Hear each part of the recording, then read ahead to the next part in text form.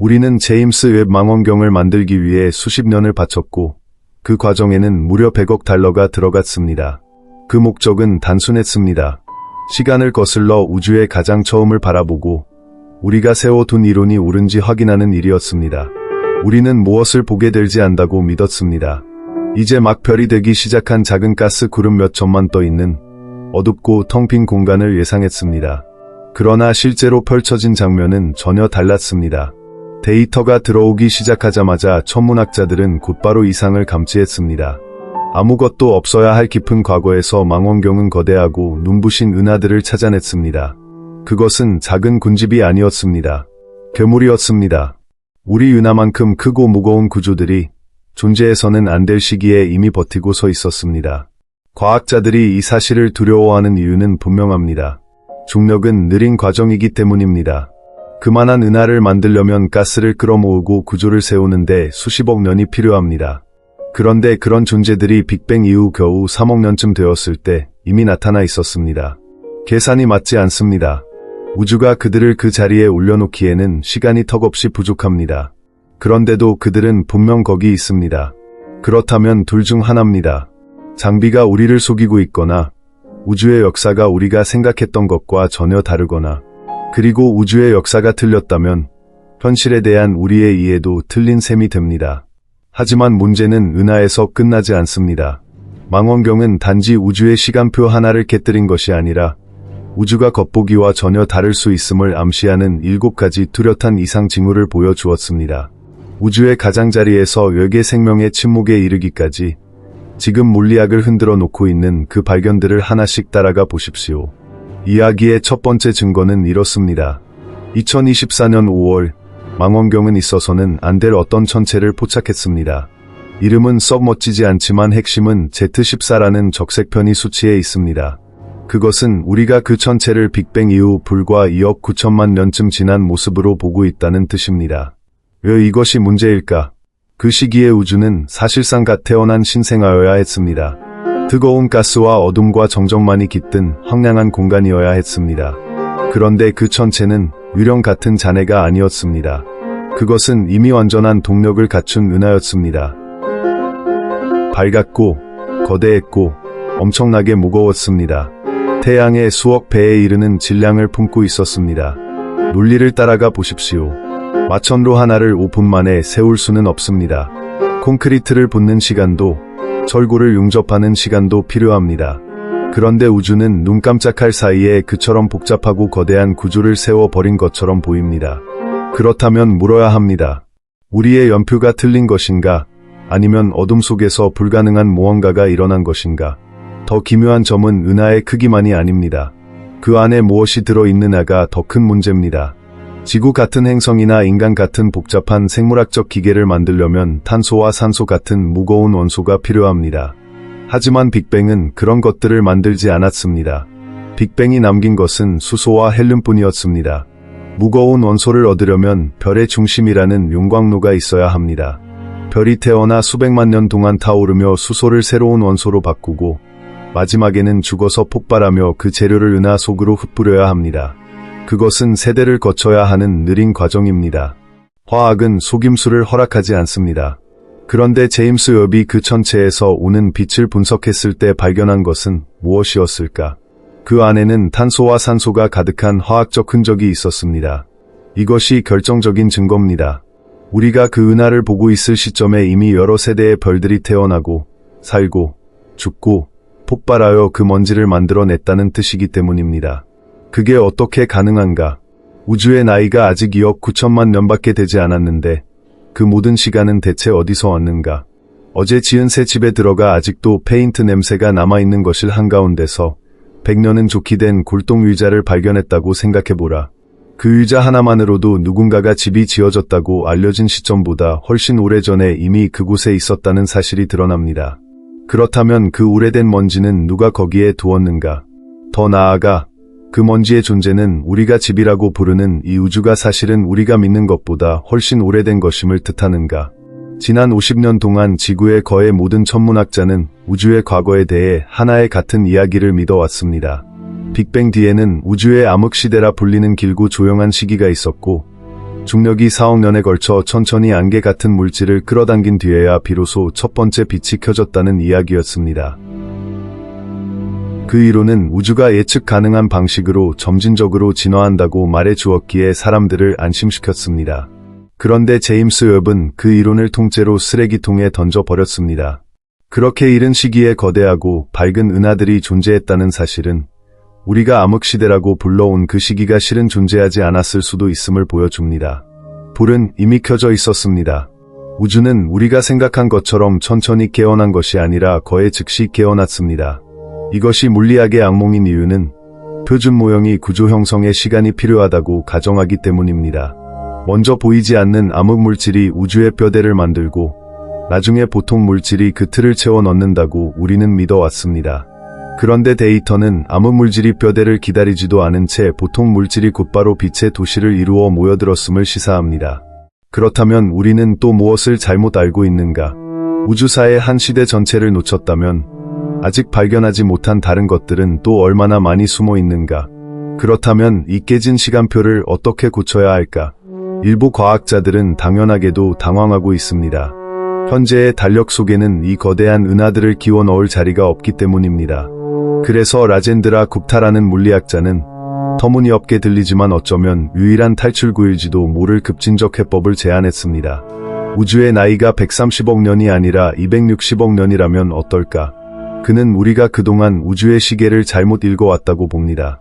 빛은 우주 공간을 건너오며 피로를 느끼듯 에너지를 잃고 그 때문에 사물들이 실제보다 더 멀고 더 빠르게 움직이는 것처럼 보인다는 것입니다. 만약 그가 옳다면 우주는 우리가 생각한 것보다 2배나 오래되었고 그러면 중력에게는 우리가 보고 있는 그 괴물 같은 은하들을 지을 충분한 시간이 주어집니다. 건설 문제는 말끔히 해결됩니다. 하지만 대가가 너무 큽니다. 이 새로운 나이를 받아들이는 순간 우리는 다른 거의 모든 것을 망가뜨려야 합니다. 암흑에너지에 대한 이해를 버려야 하고 우주 팽창을 설명하는 교과서를 전부 다시 써야 합니다. 하나의 오류를 고치기 위해 5개의 새로운 오류를 끌어안는 셈입니다. 과연 시간표를 살리기 위해 물리학 전체를 불태울 준비가 되어 있는가? 아니면 답은 그보다 더 두려운 곳에 있는가? 애초에 우주는 유한한 시작을 갖지 않았고 무한히 이어져 온 존재일지도 모른다는 생각 말입니다. 잠시 누더기가 된 시간표를 꿰매려는 시도를 멈추고 세 번째 가능성을 보십시오. 이쪽은 듣는 순간 목덜미에 털이 곤두설 만큼 섬뜩합니다. 노벨상 수상자 로저 펠로즈는 제임스 웹의 데이터를 보며 새로운 우주를 떠올리지 않습니다. 그는 무덤을 봅니다. 빅뱅은 모든 것의 시작이 아니라 한 차례의 리셋 버튼이었을 뿐이라고 그는 생각합니다. 비디오 게임을 떠올려보라. 레벨을 플레이하고 도시를 세우고 전쟁을 치른 뒤 게임은 끝납니다. 화면은 검게 꺼지고 건물들은 사라지지만 게임의 코드 자체는 기억 장치 안에 남아 있습니다. 펠로즈는 우주도 정확히 그런 식으로 움직인다고 봅니다.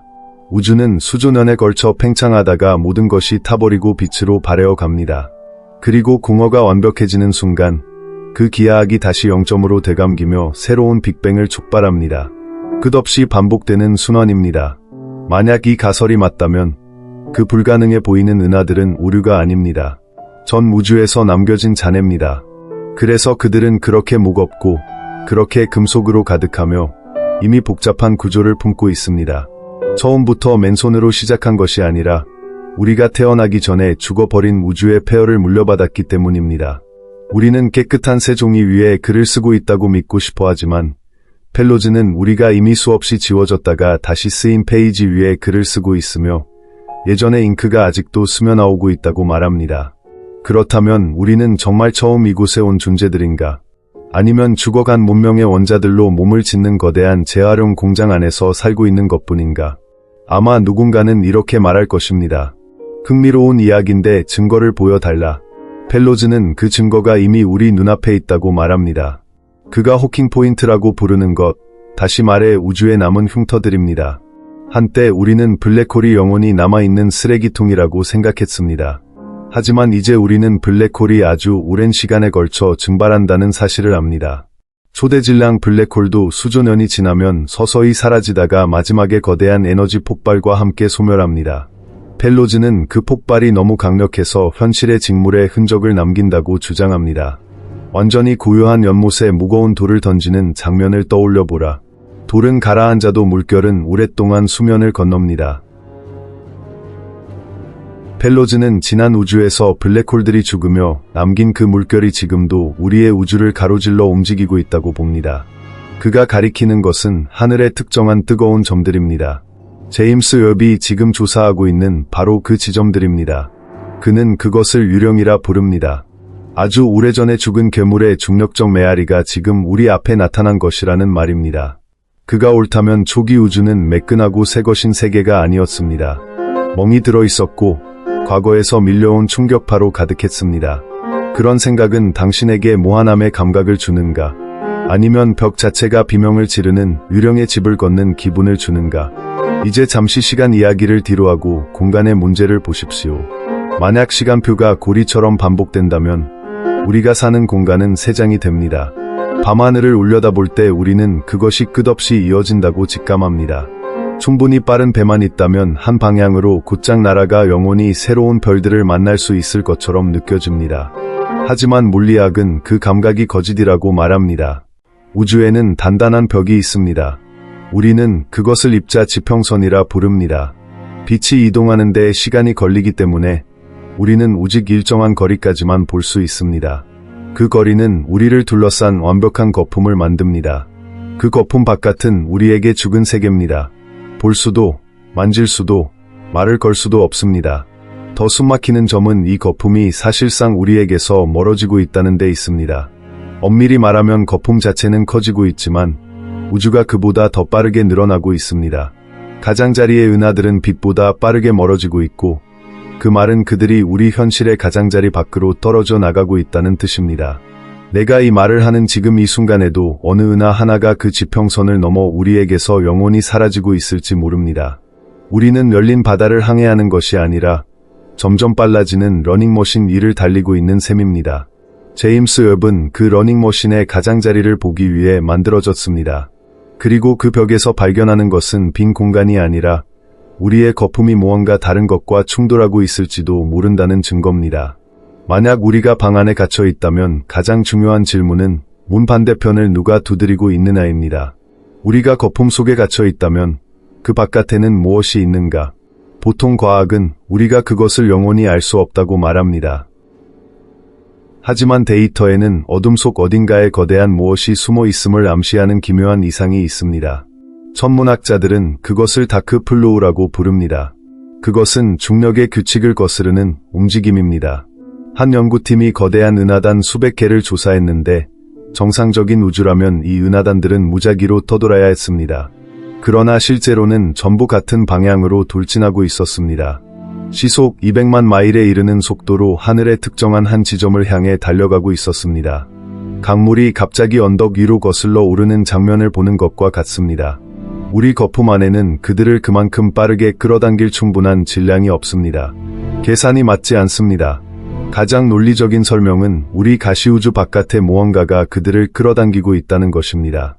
창문 없는 방에 있는데 갑자기 새로 된 가구들이 전부 북쪽 벽을 향해 미끄러져 간다고 생각해보라. 벽 너머는 볼 수 없어도 그쪽 어딘가에 거대한 자석이 있다는 사실만큼은 알 수 있습니다. 다크플로우는 그런 그림자입니다. 보이지 않는 거인의 손길입니다. 제임스 웹은 그 측정을 더욱 정밀하게 다듬고 있으며 그 끌림은 점점 더 현실처럼 보입니다. 도대체 무엇이 수십억 개의 은하를 한 방향으로 끌고 갈 만큼 큰가? 거대 구조물인가? 빅뱅의 잔해인가? 아니면 불편할 만큼 가까이 다가온 또 하나의 우주인가? 우리 우주에 다른 우주가 들이받았다는 생각은 공상과학처럼 들립니다. 그런데 실제로 하늘에는 이미 그 충돌이 일어났을 가능성을 시사하는 흔적이 있습니다. 그것이 콜드스폿입니다. 초기 우주의 열지도를 보면 전체가 거의 같은 온도를 띄어야 합니다. 단조롭고 균일한 그림이어야 합니다. 그런데 남반구 하늘 한쪽에는 기이할 만큼 차가운 거대한 영역이 있습니다. 보기 10억 광년에 이르는 심연 같은 냉점입니다. 오랫동안 과학자들은 그것을 우연한 오차나 먼지의 장난으로 치부하려 했습니다. 하지만 제임스 웹은 그 지역이 실은 초거대 보이드, 말하자면 우주의 스위스 치즈 속에 뚫린 엄청난 구멍일 수 있음을 보여주고 있습니다. 문제는 보이더라고 해도 그렇게까지 차가워서는 안 된다는 점입니다. 한 가지 섬뜩한 이론은 이 냉점이 상처 자국이라는 것입니다. 로라 메르시니 호터는 우리의 우주가 거대한 거품 포말 속의 한 거품에 불과하며 때로 그 거품들이 서로 부딪힌다고 봅니다.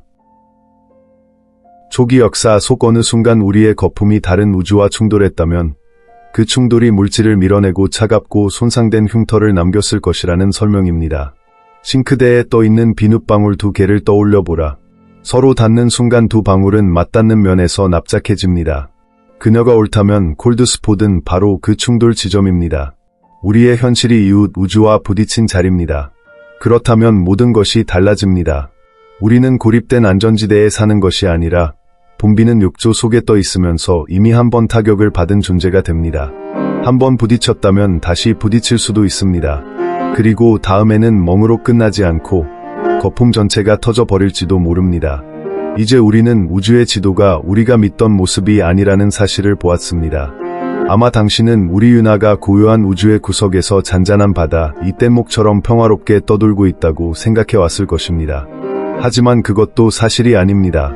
우주 배경 복사의 데이터를 들여다보면 우리는 표류하는 것이 아니라 질주하고 있다는 사실이 드러납니다. 우리 윤하와 국부은하군 전체는 초속 630km, 시속으로는 140만 마일이 넘는 속도로 움직이고 있습니다. 폭발보다도 빠른 속도입니다. 무엇이 우리를 그렇게 끌고 가는가? 은하 하나 전체를 그토록 빠르게 움직이게 할 만큼 무거운 존재가 과연 무엇이란 말인가? 수십 년 동안 천문학자들은 우리가 그레이트 어트랙터라는 거대한 질량 집중체 쪽으로 끌려가고 있다고 생각했습니다. 얼핏 그럴듯했습니다. 중력은 당기기 때문입니다. 하지만 계산해 보니 그레이트 어트랙터만으로는 우리의 속도를 설명할 만큼 충분히 무겁지 않았습니다. 숫자가 맞지 않았습니다. 우리가 너무 빨랐습니다. 그러다 2017년에 이르러서야 우리는 뒤쪽을 살펴보았고 훨씬 더 섬뜩한 사실을 깨달았습니다. 우리는 단지 앞에서 끌려가는 것이 아니었습니다. 뒤에서 밀리고 있었습니다. 우리 뒤편에는 다이폴 리펠러라 불리는 거대한 공허의 영역이 있습니다. 너무 텅 비어 있어서 사실상 음의 중력처럼 작용하는 보이드입니다. 앞쪽에는 물질이 많고 뒤쪽에는 거의 아무것도 없기 때문에 그 공허 자체가 우리를 밀어내고 있는 셈입니다. 우리는 당기는 초은하단과 미는 텅 빈 공간 사이에 끼인 채 수억 광년에 걸친 중력의 바람길 속을 터밀려 가고 있습니다. 우리는 이 배를 조종하고 있는 존재가 아닙니다. 아무것도 없는 공허 자체가 만들어낸 흐름 속에 걸린 잔해일 뿐이며 보이지 않는 충돌을 향해 쓸려가고 있습니다. 이 거칠고 폭력적인 흐름 속에 우리가 갇혀 있다는 사실은 이웃에 대한 생각마저 바꾸어 놓았습니다. 60년 동안 인류는 외계 생명을 찾는데 너무나 순진한 전략에 기대어 왔습니다. 거대한 전파망원을 별들 쪽으로 겨누고 누군가 전화에 오기를 기다렸던 것입니다.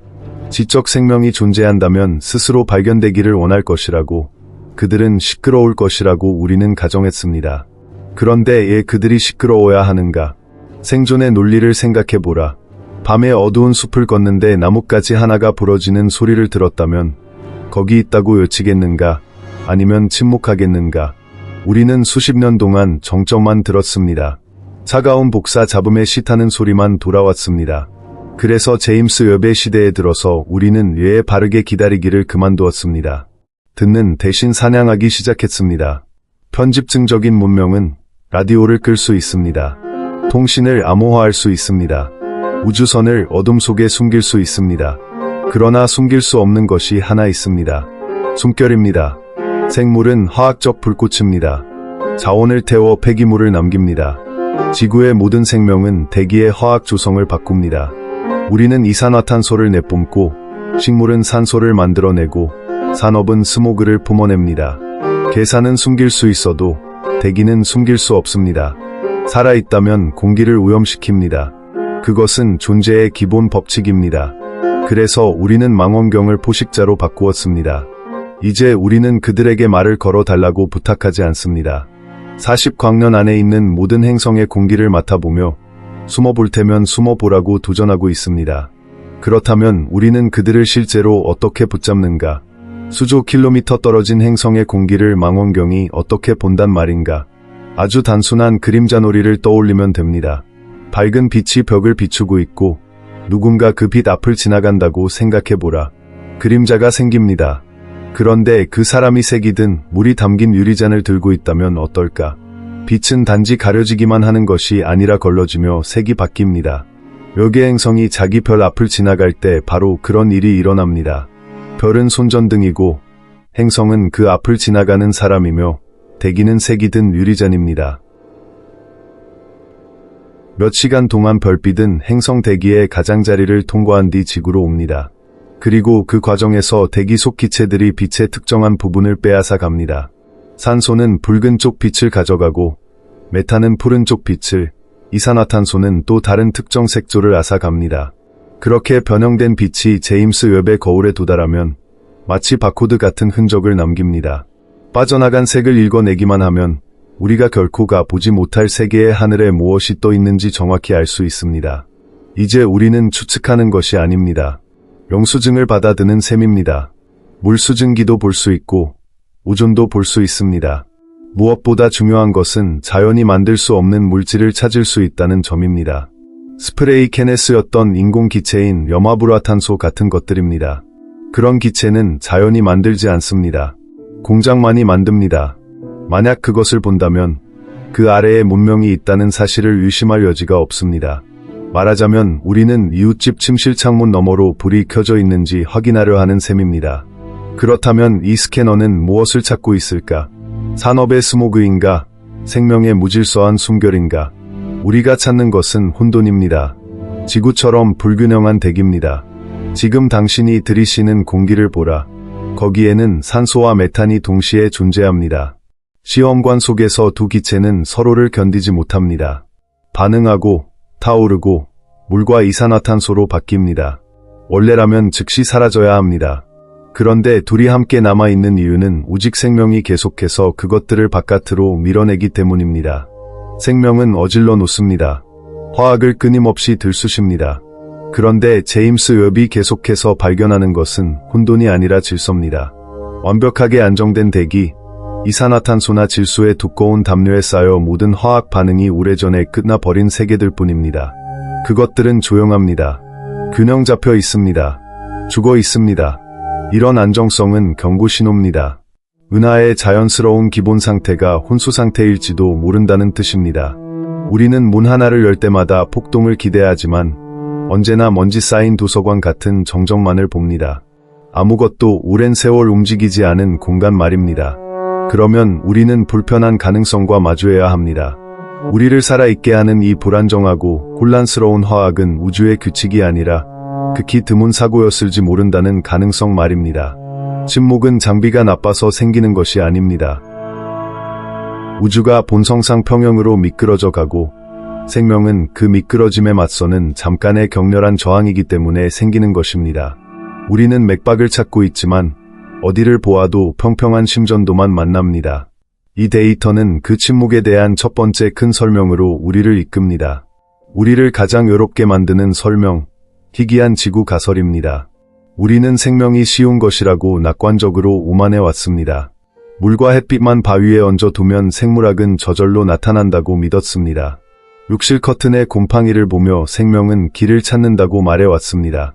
하지만 제임스 웹의 데이터는 훨씬 더 어두운 이야기를 들려줍니다. 생명은 복권 한 장과 같아서 이기려면 100만 개의 숫자를 연속으로 맞춰야 하는 것인지도 모릅니다. 지금 당신이 살아있기 위해 필요한 공학을 생각해보라. 대기를 벗겨내지 않는 온순한 별이 필요했고 방사선을 막아줄 자기액이 필요했으며 행성의 자전축을 안정시킬 큰 달이 필요했고 소행성을 쓸어 담아줄 목성 같은 행성도 필요했습니다. 웹이 보여주는 대부분의 항성계는 이런 조건을 갖추지 못했습니다. 별은 난폭하고 궤도는 혼란스럽고 행성은 메말라 있습니다. 우리가 사는 이 안전한 정원은 통계적으로 단 한 번 일어난 불가능에 가까운 사건일지도 모릅니다. 우리가 이웃을 찾지 못하는 이유는 정말 이웃이 없기 때문일 수 있습니다. 허리케인 속에서 촛불 하나를 들고 서서 다른 누구도 불을 밝히지 않는지 묻고 있는 존재가 바로 우리라는 뜻입니다. 그리고 만약 정말 우리뿐이라면 생존의 무게는 무한히 무거워집니다. 우리가 스스로를 꺼뜨려 버리는 순간 우주 전체는 다시 영원한 장님이자 바보로 돌아가기 때문입니다. 우리는 단지 우주의 거주자가 아닐지 모릅니다. 우주의 유일한 감각기관일지도 모릅니다. 이런 의미에서 침묵을 받아들이는 순간 우리는 대침묵의 가장 어두운 함에, 즉 그레이트 필터라는 개념과 마주하게 됩니다. 아마 당신은 생명의 진화를 사다리처럼 생각할 것입니다. 도구를 쓸 수 있게 된 종은 자연스럽게 전파로, 로켓으로, 결국 별들로 올라간다고 믿을 것입니다. 가장 어려운 구간은 이미 지났고 기적은 지성이 탄생한 순간이었다고 생각할지도 모릅니다. 하지만 제임스 웹이 보여준 침묵은 그 생각이 틀렸다고 말합니다. 사다리 자체가 부러져 있을지 모른다는 것입니다. 만약 지능만으로 은하를 정복할 수 있다면 하늘은 이미 우주선으로 가득해야 합니다. 그런데 하늘은 비어 있습니다. 그것은 시간표 어딘가에 벽이 있다는 뜻입니다. 문명들이 늙어갈 수 없게 막아서는 장벽입니다. 두려운 질문은 그 벽이 어디에 있느냐입니다. 선택지는 둘뿐입니다. 첫째, 벽이 우리 뒤에 있는 경우입니다. 단세포의 점액 같은 생명에서 복잡한 동물로 건너가는 도약 자체가 극도로 희귀했다면 우리는 복권에 당첨된 예여입니다. 이 경우 우리는 안전합니다. 그러나 둘째 선택지는 악몽입니다. 벽이 우리 앞에 있다는 뜻입니다. 지성을 얻는 일은 쉽지만 지성을 유지한 채 오래 살아남는 일은 불가능하다는 시나리오입니다. 기술을 손에 넣은 모든 문명은 결국 자기 손으로 스스로를 파괴한다는 말입니다. 총을 만들어 자기 머리에 겨누고 방아쇠를 당긴다는 것입니다. 만약 그것이 사실이라면 우리가 빈 우주를 보고 있는 이유는 아무도 살지 않기 때문이 아니라 모두가 너무 일찍 죽었기 때문이 됩니다. 우리는 공동묘지를 보고 있는 것입니다. 그리고 지금 우리도 그들이 부딪혔던 바로 그 벽을 향해 달려가고 있는 셈입니다. 예, 그런 벽이 존재할 수 있는지 보십시오. 우리는 지능이 우리를 더 안전하게 만들어 준다고 믿습니다. 큰 뇌는 생존 도구라고 여깁니다. 하지만 인류의 시간표를 보면 지능은 도구라기보다 치명적인 돌연변이처럼 보입니다. 인류는 20만 년 동안 존재해 왔습니다. 그 대부분의 시간 동안 우리는 거에 무해했습니다. 그런데 역사로 치면 눈 깜짝할 정도에 불과한 지난 80년 사이에 우리는 원자를 쪼개는 법을 배웠고 유전자를 편집하는 법을 배웠고 행성 전체의 기후를 바꾸는 법까지 익혔습니다. 우리는 장난감 상자에서 장전된 권총을 찾아낸 유아와 같습니다. 우주가 침묵하는 이유는 고도의 기술 자체가 일종의 자살 협박이기 때문일지도 모릅니다. 한 종이 자기 자신을 파괴할 힘을 만들어내는 순간 결국 그 힘을 실제로 써버릴 수 있다는 뜻입니다. 제임스 웹이 빈 행성들을 보는 이유도 생명이 희귀해서가 아니라 한 문명이 유지되는 시간엘이 끔찍할 만큼 짧기 때문일 수 있습니다. 기술 문명의 평균 수명이 겨우 300년이라면 우리는 단지 순식간에 타올랐다 사라지는 섬광에 불과합니다. 짧게 타오르고 곧 꺼집니다. 하늘의 침묵은 수십억 개의 문명이 나타났다가 서로 인사 한 번 못해보고 증발해버린 통계적 결과일 뿐입니다. 우리는 이웃을 찾고 있다고 생각하지만 사실은 그들이 남긴 방사성 재를 훑고 있는지도 모릅니다. 하지만 설령 우리가 살아남는다고 해보십시오. 스스로를 날려버리지 않는다고 해보십시오. 그러면 안전한가? 적어도 우주라는 무대 자체는 단단해서 그 위에서 미래를 연기할 수 있다고 믿고 싶습니다. 중력과 빛과 시간이 신뢰할 수 있는 상수라고 믿고 싶습니다. 그런데 제임스 웹은 무대 바닥 자체가 썩어 있을 수 있다고 말합니다. 지금 우주론에서는 허블 긴장이라 불리는 위기가 벌어지고 있습니다. 듣기에는 기술적인 용어지만 그 함의는 대단히 육체적이고 직접적입니다. 우주가 얼마나 빨리 팽창하고 있는지 측정하는 방법은 두 가지가 있습니다. 하나는 시간의 시작, 우주 배경 복사를 보고 현재의 팽창 속도를 예측하는 것이고 다른 하나는 가까운 우주의 별과 은하를 직접 관측해 실제 속도를 재는 것입니다. 논리적으로 이 두 숫자는 같아야 합니다. 오늘 자를 재본 키와 아기 때부터 얼마나 컸는지 계산해서 얻은 키가 같아야 하는 것처럼 말입니다. 그런데 숫자가 맞지 않습니다. 초기 우주는 메가파섹당 초속 67km쯤을 가리키는데 근처 우주는 메가파섹당 초속 73km라는 더 빠른 값을 보여줍니다. 이 차이는 더는 무시할 수 없습니다. 우리의 현실 이해 어딘가가 근본적으로 깨져 있다는 뜻이기 때문입니다. 거울을 보는데 당신이 움직인 뒤가 아니라 거울 속상이 한 박자 어긋나 움직이는 장면과 비슷합니다. 시스템 전체에 글리치가 있다는 말입니다. 우리가 퍼즐의 큰 조각 하나를 놓쳤거나 진공 자체가 시간이 흐르면서 성질을 바꾸고 있거나 둘 중 하나입니다. 당신 발밑의 바닥은 안정적이지 않습니다. 그것은 늘어나고 있고 당신을 붙들어 두는 규칙들을 찢어놓고 있습니다. 만약 물리 법칙 자체가 바뀌고 있다면 우주는 안정적인가? 우리는 빈 공간이 현실의 맨 아래 바닥이라고 생각합니다. 진공은 더 내려갈 수 없는 최저 에너지 상태, 튼튼한 마룻바닥이라고 여깁니다. 그러나 양자역학은 우리가 사실은 함정문 위에 서 있을 수 있다고 말합니다. 그것이 바로 거짓 진공 붕괴라는 개념입니다. 얼어붙은 호수 위에 서 있다고 상상해보라. 얼음은 단단해 보이고 그 위에 집도 지을 수 있습니다. 그러나 그 아래에는 깊은 물이 있습니다. 당신은 바닥에 선 것이 아닙니다. 잠정적으로 버티고 있는 층 위에 서 있을 뿐입니다. 제임스 웹이 간접적으로 시사하는 위상쿼크 질량 데이터는 우리 우주가 어쩌면 이런 거짓 안정상태에 있을 수 있음을 암시합니다. 모든 것에 질량을 주는 힉스장이 진정한 0점에 도달하지 못한 채 턱 위에 걸쳐 있을지도 모른다는 뜻입니다. 만약 그렇다면 우주는 째깍거리는 시한폭탄입니다. 언제 어디서든 진공이 얼음을 뚫고 진짜 바닥으로 터널링할 수 있습니다. 그러면 진정한 진공의 거품이 생겨나고 그 안에서는 물리 법칙이 완전히 달라집니다. 그 안에서는 원자들이 서로 붙들리지 못하고 화학 자체가 성립하지 않습니다. 더 무서운 점은 그 거품이 빛의 속도로 팽창한다는 것입니다. 그것이 다가오는 것을 보는 일은 불가능합니다. 한순간 당신은 여기 있고 다음 순간 당신 원자들이 존재할 수 있게 해주던 근본 규칙이 통째로 다시 써집니다. 우리는 해가 식어 사라지기 전에 얼음판이 꺼지지 않기만을 바라며 서서히 녹아내리는 판 위에 삶과 역사를 쌓고 있는 셈입니다. 무대가 썩어 들어가고 있다면 이제 그 무대가 무엇으로 만들어졌는지 묻지 않을 수 없습니다. 우리는 새 차원의 세계에 산다고 느낍니다. 위아래, 앞뒤, 좌우로 움직일 수 있고 사물은 단단하며 우리 자신도 단단하게 느껴집니다. 그런데 제임스 웹이 블랙홀을 들여다보며 얻는 데이터는 단단함 자체가 그저 사용자 인터페이스일 뿐일지 모른다고 말합니다. 블랙홀이 정보를 삼킬 때 그 정보는 구멍의 부피 안으로 사라지지 않습니다. 사건지평선이라는 표면에 들러붙습니다. 어떤 공간이 담을 수 있는 것의 양은 부피가 아니라 표면적에 따라 결정된다는 뜻입니다. 이것이 홀로그래픽 원리로 이어집니다.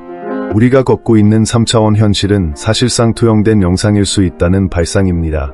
신용카드 위에 홀로그램이 입체로 보이지만 실은 납작한 평면에 지나지 않는 것처럼 우리 우주 전체도 멀리 떨어진 우주 지평선 위에 그려진 2차원 정보일지 모릅니다. 당신은 공간 속을 움직이는 몸이 아니라 어떤 표면 위에서 처리되고 있는 데이터일 수 있습니다. 이 현실의 픽셀은 플랑크 길이라 불리며 극도로 작지만 분명 존재합니다. 그렇다면 우리는 물리적 존재가 아니라 계산이고 시간의 끝자락에 놓인 양자 컴퓨터 위를 도는 코드일지 모릅니다.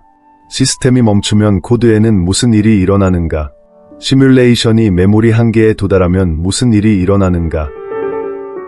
제임스 웹이 보고 있는 그 불가능한 은하들과 팽창의 긴장은 어쩌면 물리적 수수께끼가 아니라 압축의 흔적일 수도 있습니다. 기계의 램이 부족해지며 우주의 해상도가 흐려지기 시작한 징후 말입니다. 당신은 별을 보고 있다고 생각하지만 어쩌면 꺼지기 직전인 화면의 픽셀을 보고 있는 것일지도 모릅니다. 이 관점에서 보면 우주는 물리적 장소가 아니라 계산된 장소가 됩니다. 해상도를 갖는 장소, 곧 메모리를 쓰는 장소가 됩니다. 그렇다면 우주는 픽셀로 되어 있다 해도 그 픽셀이 저장된 화면은 어디에 있는가? 답을 찾으려면 다시 블랙홀을 보아야 합니다. 은하 중심의 초대질량 블랙홀을 들여다보는 제임스 웹은 그곳에서 3차원 공간 개념 자체를 무너뜨리는 단서를 봅니다. 블랙홀은 물질을 먹습니다. 별과 가스와 빛을 먹습니다. 물리학에서 그것들은 모두 정보입니다. 입자들이 어떻게 배열되어 있는가에 대한 기술입니다. 별 하나가 블랙홀에 삼켜지면 우리는 그 정보가 구멍의 안쪽 부피를 채우리라 생각합니다. 하지만 수학은 아니라고 말합니다. 스티븐 호킹과 야코프 베켄슈타인은 블랙홀이 담을 수 있는 정보의 양이 부피가 아니라 표면적에 달려있음을 보여주었습니다. 오직 사건지평선의 크기, 즉 블랙홀 표면 껍질의 넓이에 의존한다는 뜻입니다. 도서관을 블랙홀에 던져 넣어도 책은 중심으로 사라지지 않습니다. 그 책의 정보는 여행 가방에 붙인 스티커처럼 표면에 들러붙습니다. 안쪽은 환상이고 데이터는 전부 바깥에 저장됩니다. 깊이라는 세 번째 차원이 현실의 근본적 성질이 아닐 수 있다는 뜻입니다. 그리고 우주 전체가 거대한 중력계라고 본다면 이 규칙은 당신에게도 적용됩니다. 그래서 현대 물리학에서 가장 숨막히는 이론, 홀로그래픽 원리가 등장합니다. 블랙홀의 정보가 2차원 표면에 저장된다면 우리 우주의 정보도 우리가 앞서 말한 관측 가능 우주의 가장자리, 곧 우주 지평선에 저장되어 있을 수 있습니다. 당신이 보고, 만지고, 느끼는 모든 것은 투영된 영상일지 모릅니다. 신용카드의 홀로그램을 보라. 기울이면 세나 로고의 옆면까지 보여 입체처럼 느껴지지만 손끝으로 만져보면 완전히 평평합니다. 깊이는 2차원 표면을 튕겨나온 빛이 만들어낸 렌더링의 착시일 뿐입니다. 물리학은 당신이 그 카드 속세와 다르지 않을 수 있다고 말합니다. 진짜 당신은 수십억 광년 떨어진 우주의 가장자리에서 뒤섞인 정보 덩어리일 뿐이고 지금 의자에 앉아 숨쉬는 당신은 금원 데이터가 만들어낸 유령 같은 투영일 수 있습니다. 당신이 단단하게 느껴지는 이유는 투영의 품질이 좋기 때문이며 아픔을 느끼는 것도 코드가 그렇게 쓰여 있기 때문입니다. 하지만 실제로 당신에게 부피는 없습니다. 깊이를 상상하는 평평한 존재일지도 모릅니다. 이 관점에서 보면 제임스 웹이 깊은 우주에서 보는 글리치는 설명이 됩니다. 우리가 투영이라면 해상도는 데이터 저장소에서 얼마나 멀리 떨어져 있느냐에 좌우될 것입니다. 저장소에 가까운 먼 과거를 들여다볼수록 화면은 흐려지기 시작해야 합니다. 불가능한 은하와 팽창 속도의 긴장은 자연의 수수께끼가 아니라 압축으로 생긴 흔적일 수 있습니다. 우리가 렌즈에 너무 바짝 다가간 탓에 화면의 픽셀을 보고 있는 셈입니다. 따라서 우리는 결국 모두가 꺼림칙해야 하는 단어를 써야 합니다. 시뮬레이션. 우주가 하나의 컴퓨터일지도 모른다는 질문입니다. 제임스 웹이 발견한 그 불가능한 은하를 다시 보라. 너무 이른 시기에 나타났고 너무 크며 중력의 법칙을 거스릅니다. 물리적인 우주에서는 위기지만 시뮬레이션 안에서는 알아보기 쉬운 버그입니다. 비디오 게임이 레벨을 불러올 때 처리량을 아끼기 위해 절차적 생성으로 세계를 즉석에서 만드는 장면을 떠올리면 됩니다. 그러다 코드가 밀리면 시작 지점에 고레벨 보스가 튀어나오고 하늘에 떠있는 건물이 나타납니다. 우주의 여명기에 보이는 거대한 은하들은 바로 그런 우류처럼 보입니다. 순서가 잘못된 채 불러와진 자산처럼 보입니다. 허블 긴장 역시 서버가 맵에 서로 다른 구역을 동기화하지 못해 생긴 처리 지연처럼 보입니다. 이 관점에서는 물리 법칙이 절대 규칙이 아니라 운영체제 설정일 뿐이 됩니다. 빛의 속도는 화면 주사율이고 중력은 충돌 판정 엔진처럼 보입니다. 그리고 코드라는 것은 다시 쓸 수도 있고 일시정지할 수도 있고 삭제할 수도 있습니다. 우리가 시뮬레이션 안에서 살고 있다면 우리는 플레이어가 아니라 NPC일 뿐입니다. 하늘색이 왜 바뀌는지도 모른 채 누군가가 전원 코드를 뽑으려는 순간을 맞는 배경인물들 말입니다. 이렇게 정보라는 관점 끝에는 가장 가혹한 법칙이 기다립니다. 엔트로피입니다. 정보이론의 언어로 말하면 엔트로피는 단순한 무질서가 아니라 삭제입니다. 정보는 연약합니다. 기억을 유지하려면 에너지가 필요하고 몸을 질서 있게 붙들려면 음식이 필요하며 문명을 돌리려면 동력이 필요합니다. 우리는 끊임없이 우리를 흐트러뜨리려는 우주의 욕망에 맞서 싸워야 합니다. 하지만 여력학 제2법칙은 우리가 결국 질 것이라고 보증합니다. 기억을 불러올 때마다 조금씩 닳고 세포가 나뉠 때마다 DNA에는 아주 작은 오류가 하나씩 쌓입니다. 우리는 그것을 노화라 부르지만 사실은 데이터 부패입니다. 우리는 점점 읽을 수 없게 되는 파일들입니다. 제임스 웹은 별 생성이 멈춘 오래된 죽은 은하들을 보며 이 과정의 종착지를 보여줍니다. 그것은 멸적 죽음 그 자체입니다. 우주는 카드덱을 계속 섞어 마침내 모든 패턴이 사라지는 방향으로 움직입니다. 당신이 죽을 때 일식이라는 패턴은 어딘가 다른 곳으로 옮겨가는 것이 아니라 흩어집니다. 뇌 속 결합은 느슨해지고 데이터는 열잡음에 덮였습니다. 우리가 단지 코드라면 죽음은 하드디스크 포맷과 같습니다. 백업은 없습니다. 홀로그래픽 우주의 공포는 투영이 멈추는 순간 정보가 다시 우주 지평선의 무작위 잡음 속으로 흩어진다는 데 있습니다. 우리는 단지 필멸적인 것이 아니라 삭제 가능한 존재들입니다. 그리고 파일이 사라지는 순간 우주는 당신이 있었다는 사실마저 잊어버립니다. 그러나 삭제의 논리에도 단 하나의 허점이 있을 수 있습니다. 무한이라는 개념입니다. 우주가 유한한 공간과 유한한 원자 수를 가진 닫힌 상자이고 시간이 무한하다면 수학은 끔찍한 결론을 낳습니다. 카드를 계속 섞는다고 생각해보라. 카드 수는 52장으로 한정되어 있으니 가능한 조합은 엄청나게 많더라도 유한합니다. 무한히 오래 섞다 보면 언젠가는 같은 순서가 반드시 다시 나옵니다. 우주는 거대한 카드 덱과 같습니다. 당신 몸의 원자들이 그 카드들이고 물리 법칙은 셔플입니다. 지금 이 순간 당신을 당신으로 만드는 특정 배열이 존재합니다. 언젠가 당신은 죽고 원자들은 흩어지며 덱은 다시 섞입니다. 그러나 시간이 끝없이 이어진다면 언젠가는 그 원자들이 다시 정확히 같은 배열로 돌아와야 합니다. 그러면 당신은 다시 태어나고 다시 자라고 다시 같은 자리에 앉아 같은 생각을 할 수 있습니다. 이것은 종교적 윤회가 아니라 유한한 상태 공간과 무한한 시간이 결합할 때 생기는 수학적 기결입니다. 우주가 끝나지 않는다면 당신도 완전히 끝나지 않을 수 있습니다. 기억 없이도 같은 실수와 같은 기쁨, 같은 고통을 영원히 반복하는 고리 속에 갇힐 수 있다는 뜻입니다. 아마 누군가는 그래도 그건 내가 아니라 복제일 뿐이라고 버티고 싶을 것입니다. 그러나 현대 물리학과 신경과학은 영혼이라는 위안에 아주 불편한 소식을 전합니다. 당신 안에 기계와 별개로 떠있는 유령 같은 핵심은 보이지 않습니다. 당신은 당신의 원자이고 성격과 기억과 공포와 사랑의 방식까지 모두 뇌의 신경 연결에 물리적으로 새겨진 패턴입니다. 지금 이 순간 당신의 원자를 하나도 틀리지 않게 복제한 존재를 만든다면 그 존재는 단지 당신처럼 보이는 것이 아니라 당신일 것입니다. 아침에 무엇을 먹었는지 기억하고 당신의 불안을 느낄 것입니다. 그러니 우주가 다시 셔플되어 같은 당신 카드를 우연히 다시 뽑는다면 그것은 쌍둥이가 아니라 바로 당신입니다. 스타트rek의 텔레포터를 떠올려보라. 스캔 뒤 원래 몸은 파괴되고 다른 장소의 완전한 복제본이 재구성됩니다. 그 존재는 당신인가? 아니면 당신은 죽고 새 사람이 생긴 것인가? 물질적인 우주에서는 패턴의 연속성만이 중요할 수 있습니다. 그렇다면 영원한 셔플이 당신의 뇌를 다시 만들 때 당신의 의식은 다시 켜집니다. 수조년의 어둠을 전혀 기억하지 못한 채 눈을 뜨고 숨을 들이쉽니다. 당신 입장에서는 그저 눈을 한번 깜빡였을 뿐입니다. 우주는 당신을 삭제하지 못하는 복사기일지 모릅니다. 그런 고리가 진짜라면 변화 자체가 환상이라는 무거운 심리적 결론이 따릅니다. 우리는 실수에서 배운다고 믿고 삶을 성장의 여정이라고 믿습니다. 하지만 재기의 세계에서는 배움이 아니라 반복이 있습니다. 프리드리히 니체가 가장 무거운 짐이라고 부른 것이 바로 이것입니다. 오늘 밤 악마가 당신 귓가에 와서 내가 지금까지 살아온 이 삶을 무한히 다시 살아야 하며 그 안에는 아무것도 새롭지 않을 것이라고 속삭인다면 어떨까?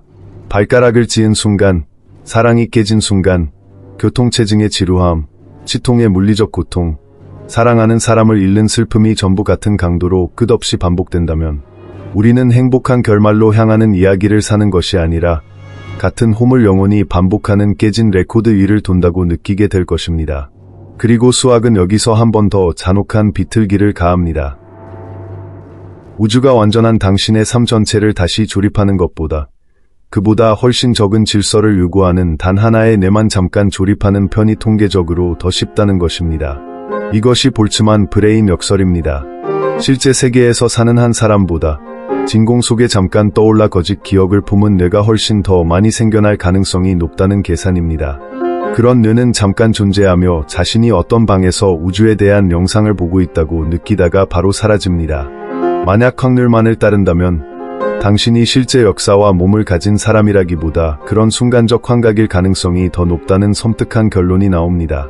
우주가 당신을 위해 세계를 만든 것이 아니라 세계에 대한 꿈만 잠깐 만들어 준 것일 수 있습니다. 그렇다면 우리는 느끼는가? 아프고 어둠을 두려워하는가? 우리는 의식을 진화의 왕관이라 부르지만 제임스 웹이 열어놓은 맥락 안에서 의식은 선물이라기보다 저주처럼 보입니다. 우주는 대부분 죽은 바위와 타오르는 가스와 얼어붙은 진공으로 이루어져 있습니다. 그런 것들은 고통을 느끼지 않습니다. 별은 폭발해도 외롭지 않고 블랙홀은 고독을 알지 못합니다. 이상한 쪽은 오히려 우리입니다.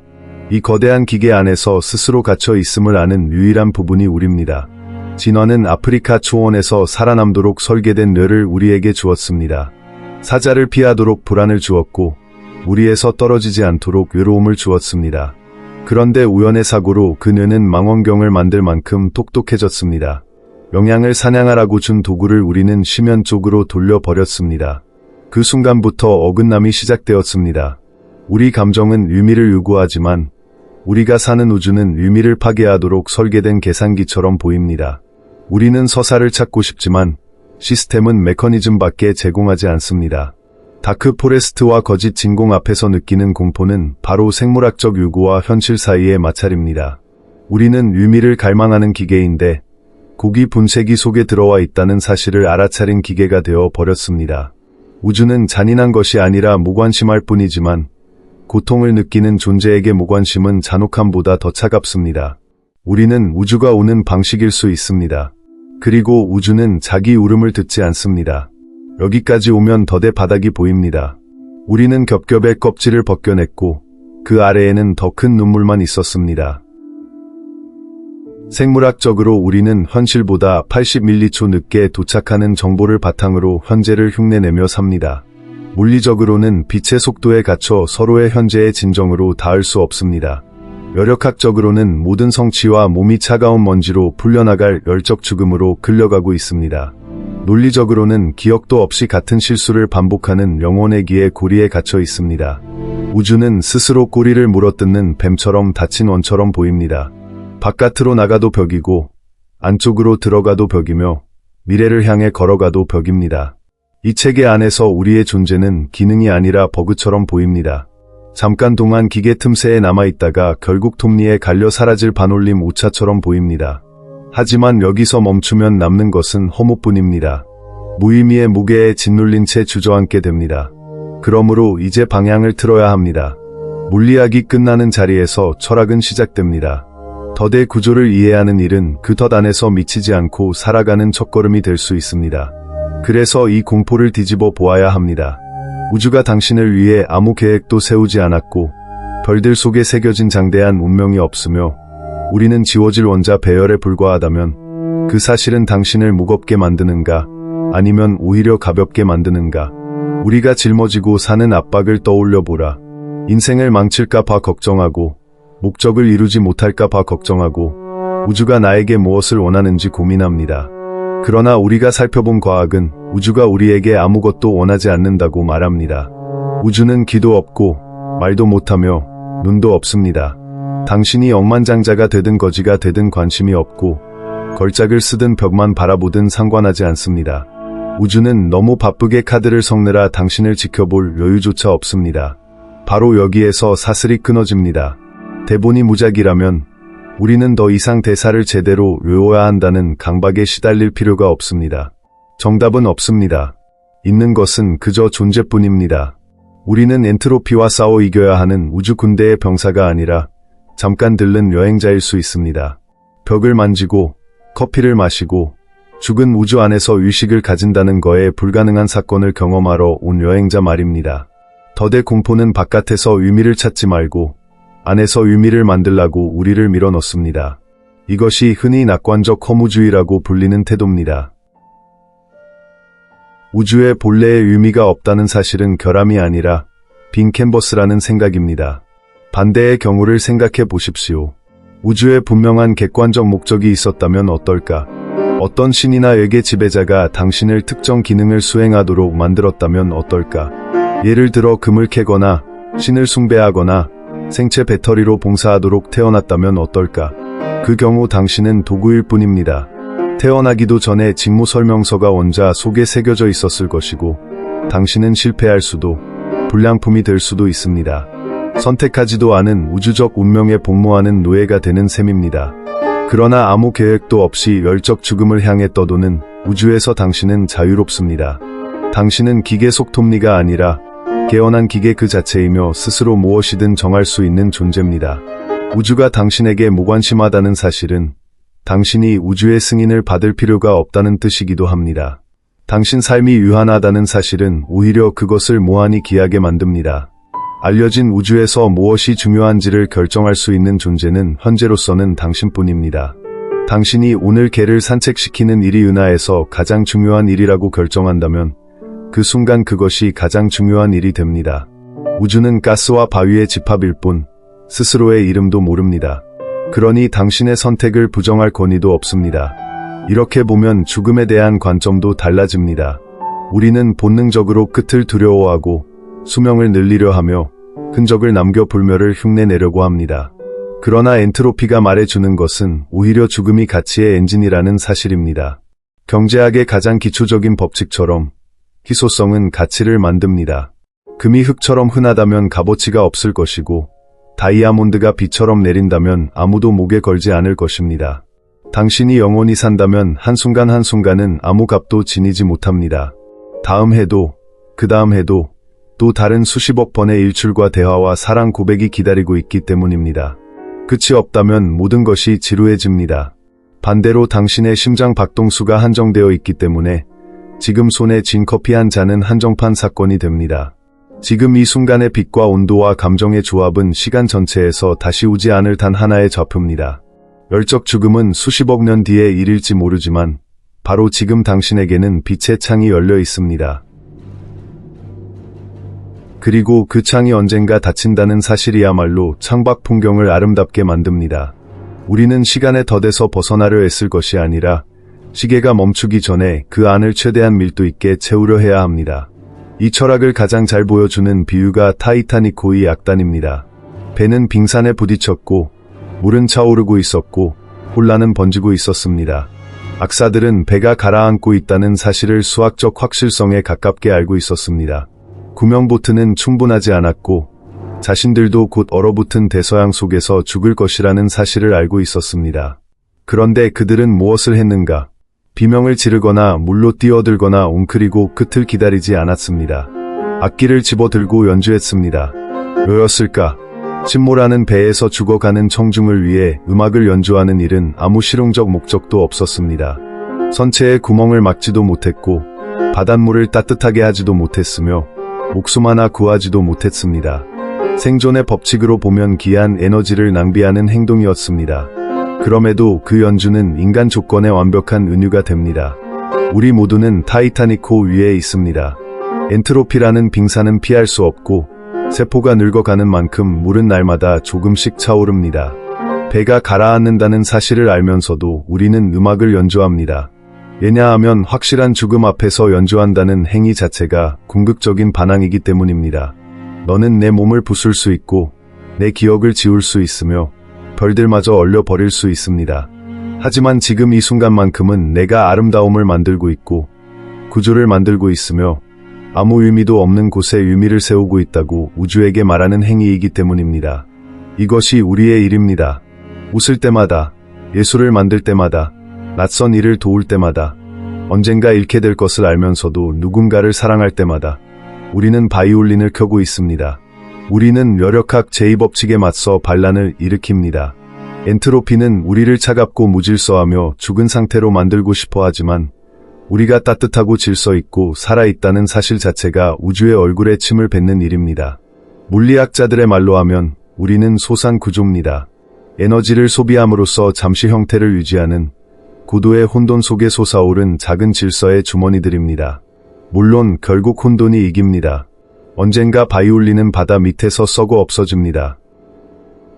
그러나 그 노래가 울려 퍼졌던 몇 분 동안만큼은 혼돈이 물러나 있었습니다. 그것이 우리가 얻을 수 있는 유일한 승리입니다. 그리고 그것으로 충분합니다. 우리는 종종 우주를 보며 자신이 작다고 느낍니다. 은하에 비하면 나는 아무것도 아니라고 생각합니다.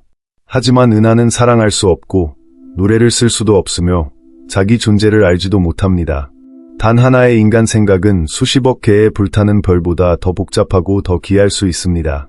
우리는 작은 것이 아니라 응축된 존재입니다. 광대한 무의미의 사막 한가운데서 의미가 농축된 결정입니다. 그러니 자신의 존재를 사과하지 말라.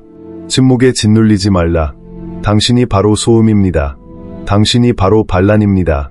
당신은 수정되어야 할 오류가 아니라 끝내 수정되기를 거부하는 글리츠입니다. 우리는 지금까지 현실을 해보하며 시계의 톱니를 하나하나 분해해 무엇이 그것을 돌리는지 보려 했습니다. 처음 보기에는 그 부품들이 모두 무서워 보였습니다.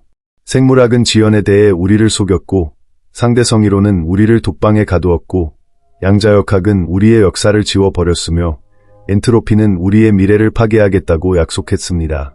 블록 우주는 우리를 움직일 수 없는 조각상처럼 만들어 버린 것만 같았습니다. 마치 우주가 우리를 짓누르기 위해 설계된 덫이라는 최종 진단을 받은 기분입니다. 하지만 이제 한 발 물러서서 기계 전체를 보십시오. 부품을 따로따로 보지 말고 서로 어떻게 맞물리는지 보십시오. 눈을 조금 가늘게 뜨고 보면 이 덫은 전혀 다른 것으로 보이기 시작합니다. 오히려 성곽처럼 보입니다. 예, 우리에게 생물학적 지연이 있는가? 그것은 제정신을 지키기 위해서입니다. 우주의 거칠고 혼란스러운 원시 데이터를 실시간으로 다 봤다면 우리의 뇌는 그 자리에서 무너졌을 것입니다. 지연은 완충제이고 충격 흡수 장치입니다. 예, 빛의 속도 제한이 있는가? 인과율을 지키기 위해서입니다. 정보가 즉시 이동할 수 있다면 우주는 원인보다 결과가 먼저 일어나는 역설투성이 혼돈이 되었을 것입니다. 비천불이라는 벽은 우리의 이야기를 일관되게 만들어 줍니다. 예, 블록 우주가 있는가? 우리를 보존하기 위해서입니다. 블록이 없다면 과거는 정말로 사라집니다. 하지만 블록이 있으면 우리의 삶은 수정 속에 영원히 저장됩니다. 예, 엔트로피가 있는가? 가치가 생기게 하기 위해서입니다. 죽음이 없다면 삶은 싸구려가 되었을 것입니다. 우리가 잠깐이라는 사실만이 우리를 중요하게 만듭니다.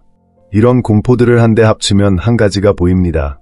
우주는 우리를 죽이려는 것이 아니라 우리를 정의하고 있다는 사실입니다. 그것은 복잡한 생명이 잠깐이라도 존재할 수 있는 작고 보호된 공간을 깎아 만들고 있습니다. 우리는 폭풍의 눈 속에 살고 있습니다. 양자 거품과 진공 붕괴 바깥에서는 혼돈이 날뛰고 있지만 바로 여기 이 생물학과 물리학의 특수한 조합 안에서는 생각할 수 있을 만큼, 느낄 수 있을 만큼 조용합니다. 덫은 사실 우주복이었고 그 우주복만이 공허를 막아주고 있는 셈입니다. 그렇다면 이 사실을 안 뒤에는 어떻게 살아야 하는가? 블록 우주의 가장 위험한 함정은 수동성이 주는 유혹입니다. 미래가 이미 쓰여 있다면 소파에 앉아 그것이 일어나기를 기다리면 된다고 생각할 수도 있습니다. 하지만 그것은 블록 우주를 완전히 잘못 이해한 것입니다. 블록은 당신의 행동을 담고 있을 뿐 당신의 행동을 대체하지 않습니다. 당신은 끈에 매달린 인형이 아닙니다. 당신이 바로 그 끈 자체입니다. 그러므로 시간에 대한 관점을 근본적으로 바꾸어야 합니다. 적절한 때를 기다리지 말라. 정지된 우주에서 나중이라는 것은 실제로 존재하지 않습니다. 그것은 당신이 아직 방문하지 않았을 뿐인 좌표일 뿐입니다. 의식의 바늘이 지금 닿아 있는 좌표, 당신에게 힘이 있는 유일한 장소는 오직 지금뿐입니다. 당신이 이 목소리를 듣고 있는 바로 이 찰나만이 당신이 실제로 소유할 수 있는 현실의 전부입니다. 삶을 바꾸고 싶다면 내일 할 수 없습니다. 내일은 유령입니다. 어제도 할 수 없습니다. 어제는 돌처럼 굳어 있습니다. 할 수 있는 것은 지금뿐입니다. 그러므로 망설일 때마다, 내년에 하겠다고 말할 때마다 당신은 자기 존재의 물리학과 싸우고 있는 셈입니다. 당신의 관점에서는 끝내 오지 않을 수도 있는 미래에 내기를 걸고 있는 셈입니다. 초고처럼 살지 말라. 블록 우주에는 수정본도 없고 다시 쓰기도 없습니다. 우리는 매초 연구 잉크로 최종 원고를 쓰고 있습니다. 그러니 읽을 가치가 있는 문장을 써야 합니다. 사랑을 외쳐야 하고 해야 할 일을 해야 하며 위험을 감수해야 합니다. 지금 이 순간 시멘트는 굳고 있고 당신은 망설이는 자세 그대로 굳어버리고 싶지 않기 때문입니다. 이제 책을 덮기 전에 마지막 경고를 하나 해야 합니다. 지금까지 우리 둘이 함께 해온 일은 위험합니다. 정보 보안의 세계에는 정보위해성이라는 개념이 있습니다. 아는 것만으로도 사람을 해칠 수 있는 정보, 소프트웨어를 감염시키는 바이러스 같은 정보입니다. 이 나선의 바닥까지 따라오며 당신은 덫의 논리를 자기 마음속에 업로드해 버렸습니다. 더 이상 순진했던 자리로는 돌아갈 수 없습니다. 시간은 그저 흘러가는 강이고 죽음은 그저 잠이라는 식으로는 다시 생각할 수 없습니다. 내일 아침 거울을 볼 때 당신은 단지 얼굴 하나를 보는 것이 아니라 현실보다 80밀리초 늦게 따라가는 생물학적 기계를 보게 될 것입니다. 별을 볼 때도 반짝이는 불빛이 아니라 상대성 이론의 감옥 벽에 갈라진 채 놓인 죽은 제국들의 묘지를 보게 될 것입니다. 선택을 할 때마다 그것이 정말 나였는지 아니면 이미 쓰여 있던 대본이 재생된 것뿐이었는지를 의심하게 될지도 모릅니다. 이런 지식은 현기증을 부릅니다. 아무것도 진짜가 아닌 듯한 감각을 부릅니다. 이것이 존재론적 충격입니다. 그러나 나는 이 충격이 상처가 아니라 무기가 되기를 바랍니다. 대부분의 사람들은 잠든 채로 삽니다. 사소한 잡음에 정신을 빼앗긴 채 무덤을 향해 몽유병처럼 걸어가며 자신의 존재가 얼마나 기적 같은 일인지 알지 못합니다. 하지만 당신은 이제 깨어 있습니다. 당신은 기계를 보았고, 배선을 보았고, 그것이 어떻게 당신에게 힘을 주는지 보았습니다. 이제 당신은 환상의 피해자가 아니라 진실의 참여자입니다. 판돈이 무엇인지 압니다. 우주는 지금 당신과 포커를 치고 있고, 당신은 생애 처음으로 자기 손에 들린 패를 알고 있습니다. 그러니 그 패를 쓰라. 마지막으로 아주 멀리 줌아웃해 보십시오. 지구와 은하와 가시우주의 가장자리를 넘어 차갑고 순수한 수학의 관점에서 존재 전체를 바라보십시오. 통계적으로 우주의 가장 가능성 높은 상태는 높은 엔트로피입니다. 구조도, 생명도, 생각도 없는 혼란스러운 복사의 숲이어야 합니다. 그런데 우리는 여기 있습니다. 원자들이 모여 별이 되었고, 별들이 탄소를 만들었고, 탄소가 세포를 만들었고, 세포가 시간이라는 개념을 이해하는 뇌를 만들었습니다. 이것은 통계적 불가능에 가깝습니다. 우리는 글리치입니다. 여력학 제2법칙 속에 생겨난 반올림 오차입니다. 본래 존재에서는 안 될 순간적 유동입니다. 하지만 바로 그 점 때문에 우리는 아름답습니다.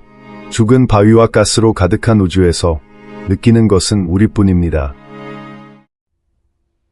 우리는 우주가 허공 속으로 울고, 웃고, 비명을 지르는 방식입니다. 우리가 바로 이상현상입니다. 그러니 침묵에 짓눌리지 말라. 당신이 바로 소음입니다. 당신이 바로 반란입니다. 당신은 수정되어야 할 결함이 아니라 끝내 수정되기를 거부하는 글리치입니다. 당신이 쉬는 매 한숨은 어둠에 대한 승리입니다. 당신이 의식을 유지하는 매 순간은 멸적 죽음에 대한 노골적인 손짓입니다. 당신은 등대지기이고 그 불꽃은 당신의 정신입니다. 그러니 꺼뜨리지 말라. 나선의 끝에 도달했습니다. 시계는 감겨 풀리고 있고 영상은 곧 끝나며 당신은 다시 일상으로 돌아갈 것입니다. 자리에서 일어나 전화기를 확인하고 물 한 잔을 마실 것입니다. 하지만 그 전에 잠깐만 멈추라. 지금 당신이 있는 방을 둘러보라. 벽에 닿는 빛을 보라. 침묵이 윙윙 울리는 소리를 들어보라. 의자 위에 얹힌 자기 몸의 무게를 느껴보라. 이 순간, 이 특정한 원자 배열, 이 특정한 블록 우주의 단면은 다시는 반복되지 않습니다. 우주적 카드 덱이 무한히 섞인다 해도 지금의 이 조합은 당신이 한번 눈을 깜빡이는 순간 사라집니다. 단 하나뿐인 한정판입니다. 시간에 더든 실제입니다. 생물학은 지연되고 물리학은 엄격하게 서 있으며 엔트로피는 계속 올라갑니다. 우리는 새 장을 부술 수 없습니다. 하지만 벽을 장식할 수는 있습니다. 침묵을 우리의 음악으로 채울 수는 있습니다. 감옥을 경험의 궁전으로 바꿀 수는 있습니다. 그러니 밖으로 나가 살아라. 자기 몫의 바위를 언덕 위로 밀어 올리며 그 와중에도 웃어라. 수정 속에 자기 기념비를 세워라. 자기 운명을 사랑하라. 다만 한 가지만 기억하라. 이런 우주에서는 눈을 감는 바로 그 순간 시뮬레이션이 메모리를 아끼기 위해 무언가를 저장해 버릴지도 모릅니다. 그러니 한순간도 허투루 흘려보내지 말라. 이 장면을 놓치고 싶지는 않을 테니까.